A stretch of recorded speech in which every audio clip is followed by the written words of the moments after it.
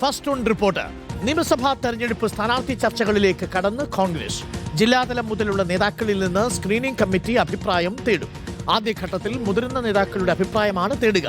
Screening committee chairman Madhusudan Mistry A K ആന്റണിയുമായി കൂടിക്കാഴ്ച നടത്തി നേതാക്കളുടെ അഭിപ്രായങ്ങൾ നിർദ്ദേശങ്ങളും ഹൈക്കമാൻഡിനെ അറിയിക്കും. സർവേ റിപ്പോർട്ടുകളും സ്ഥാനാർത്ഥി നിർണയത്തിൽ പരിഗണിക്കുമെന്നറിയുന്നു. റോഷിപാലുണ്ട് കൂടുതൽ വിവരങ്ങളുമായി.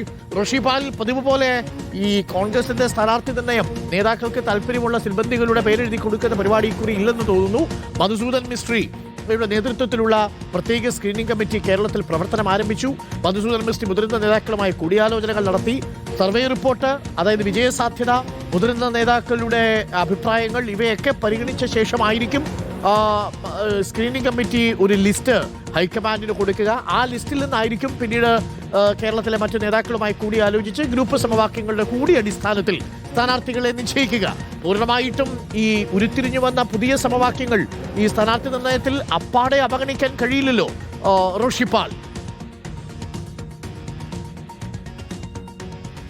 അരുൺകുമാർ, അങ്ങനെയാണ് കോൺഗ്രസ് ദേശീയ നേതൃത്വം പക്ഷേ വിജയസാധ്യത മാനദണ്ഡമാക്കി സ്ഥാനാർത്ഥികളെ നിശ്ചയിക്കാനാണ് തീരുമാനിച്ചിരിക്കുന്നത്. അതുകൊണ്ടാണ് വളരെ നേരത്തെ സ്ക്രീനിംഗ് കമ്മിറ്റിക്ക് രൂപം നൽകിയത്. മധുസൂദനൻ മിസ്ത്രിയുടെ നേതൃത്വത്തിലുള്ള 3 അംഗ സമിതിയാണ്.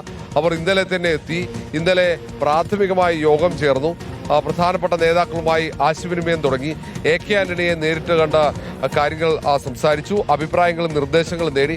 മറ്റു പ്രധാനപ്പെട്ട നേതാക്കളുമായി ഇന്നും കൂടിക്കാഴ്ച തുടരും. ഇന്ന് സ്ക്രീനിംഗ് കമ്മിറ്റി അംഗങ്ങൾ തിരിച്ചുപോയി തൊട്ടടുത്ത ദിവസം വീണ്ടും സംസ്ഥാനത്തേക്ക് എത്തും. ജില്ലാ കോൺഗ്രസ് കമ്മിറ്റി അധ്യക്ഷന്മാരുടെ അടക്കം അഭിപ്രായം തേടാനാണ് തീരുമാനം. മറ്റു മുതിർന്ന കോൺഗ്രസ് നേതാക്കൾ, മുൻ KPCC അധ്യക്ഷന്മാർ, അവരുടെയൊക്കെ നിർദ്ദേശങ്ങളും അഭിപ്രായങ്ങളും ഒക്കെ പരിഗണിക്കും. അതിനൊപ്പം തന്നെ സ്ഥാനാർത്ഥികളെ നിർദ്ദേശിക്കാനുള്ള അവസരം കൂടി ഈ സ്ക്രീനിംഗ് കമ്മിറ്റി നൽകുന്നുണ്ട്. അത് പ്രധാനപ്പെട്ട നേതാക്കൾക്ക് സ്ഥാനാർത്ഥികളെ നിർദ്ദേശിക്കാനുള്ള അവസരമുണ്ടാകും. അങ്ങനെ പട്ടികയൊക്കെ സ്വീകരിച്ച് നേരെ ഇത് റിപ്പോർട്ടായി ഹൈക്കമാൻഡിന് സമർപ്പിക്കുകയാണ് ചെയ്യുക. പിന്നീട് ഹൈക്കമാൻഡ് നിലവിൽ നടത്തിയ സർവേയിൽ വന്ന പേരുകൾ, ഈ വന്ന നിർദ്ദേശങ്ങൾ എല്ലാം പരിശോധിച്ചതിന് ശേഷം സ്ഥാനാർത്ഥി പട്ടിക തയ്യാറാക്കാനാണ് തീരുമാനം. പക്ഷേ നേരത്തെ അങ്ങനെ ആയിരുന്നില്ല. നേരത്തെ സംസ്ഥാനത്ത് മുതിർന്ന നേതാക്കളൊക്കെ വട്ടം കൂടിയിരുന്ന് അവിടെ ഒരു സ്ഥാനാർത്ഥി സാധ്യതാ പട്ടിക തയ്യാറാക്കി ഓരോ മണ്ഡലത്തിലും 3-4 പേരുകൾ ഉണ്ടാകും. ആ പേരുകളുമായി നേരെ ഹൈക്കമാൻഡിനെ സമീപിക്കും. അവിടെ വീണ്ടും ചർച്ചകൾ നടക്കും. അങ്ങനെ അത് ഒരൊറ്റ പേരിലേക്ക് എത്തിച്ച് സ്ഥാനാർത്ഥികളെ പ്രഖ്യാപിക്കുന്നതാണ് പതിവ്. പക്ഷേ ഈ തവണ അങ്ങനെ ആയിരിക്കില്ല. വിജയസാധ്യത മാത്രമാണ് മാനദണ്ഡമെന്ന് കോൺഗ്രസ് നേതൃത്വം പറയുന്നുണ്ട്. കാരണം ഇത് ഏറ്റവും നിർണായകമാണ് കോൺഗ്രസിനെ സംബന്ധിച്ചിടത്തോളം ഈ നിയമസഭാ തെരഞ്ഞെടുപ്പ്. അതുകൊണ്ടാണ് വളരെ നേരത്തെ സ്ഥാനാർത്ഥികളെ കണ്ടെത്താൻ സർവേ അടക്കം സംസ്ഥാനത്ത് നടത്തിയത്.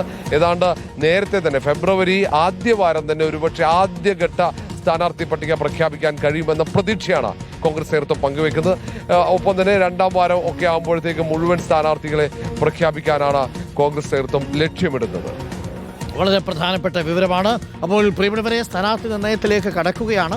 അതിനിടയിൽ ചില സീറ്റുകളൊക്കെ ഒഴിച്ചിട്ടുകൊണ്ടാണ് സ്ഥാനാർത്ഥി നിർണയം നടത്തുക എന്നതറിയുന്നു.